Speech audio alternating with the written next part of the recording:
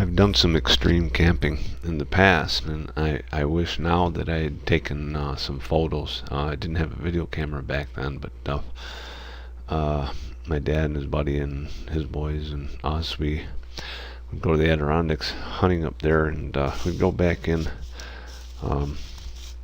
18 miles by boat, and we'd set up in there for 9 days, and we've had some hair-raising experiences out in those mountains. We didn't go way into the high mountains, but you could see them. They weren't far off, but the mountains we were in were still pretty big. And we'd set up a canvas tent and have hot and cold running water in there. We had up to 11 bunks in there, so we could sleep a good number of guys. And we'd get our water out of the creek for the shower, and we'd use it for cooking, but we'd boil it, of course. And but we survived up there, and it was comfortable and warm the whole time. I'm working on another trip down to Camper Hollow for sometime, I don't know, maybe late October, November, sometime 2013. And I want to do a different setup this time, of course, keep it interesting. And there's some new things I want to get. Not a lot at this time. I think maybe next spring there's going to be some more things that I'm going to set up, and get some hot cold running water out there and some different things that are fairly easy to do, and I can show you how to do some of that stuff. Explain a few different things, campfire starting, things like that, especially if you're in a damp climate and it tends to be wet, and of course carrying a lighter is a solution, but you don't have to worry about damp matches. And even if your lighter quits, there's ways to start a fire without rubbing two sticks together, and I'll bring some of that stuff to you.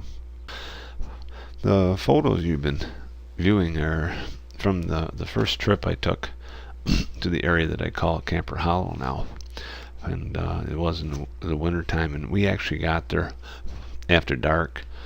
And the trailer that I had,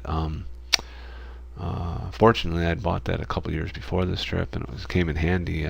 My daughter had gone with me, and enjoyed it very much. It was nice and warm in the tent. We were able to cook and do whatever we wanted. Wintertime is the best because you have no problem keeping your food cold, and you don't have to run to the store every 2 or 3 days for ice, so it's pretty nice.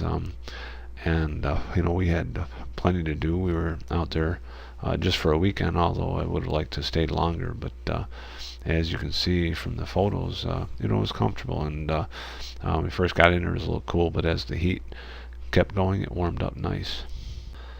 Obviously, the bigger the tent, the more it's going to take to heat it. I have learned just through experience that a small tent is better for winter camping for obvious reasons. And I do put a tarp over it, as you see with the small tent photos, and you can comfortably sleep a couple people in these. I'd sleep in one by myself because normally I have a bench on one side with a laptop and a bucket for a seat. The tent is only 4 feet high, so I do everything walking around on my knees, but it's very comfortable. I have a 8,000 BTU catalytic heater that keeps the temperature at about 75 degrees in there when it's 20 degrees outside. And at bunk level it's about 60. When you're sitting up a little higher is where you get the 75 degree temperature. So at bunk level at 60, it's a very comfortable night's sleep. And as you can see, I do have an electric light that runs off the generator out there.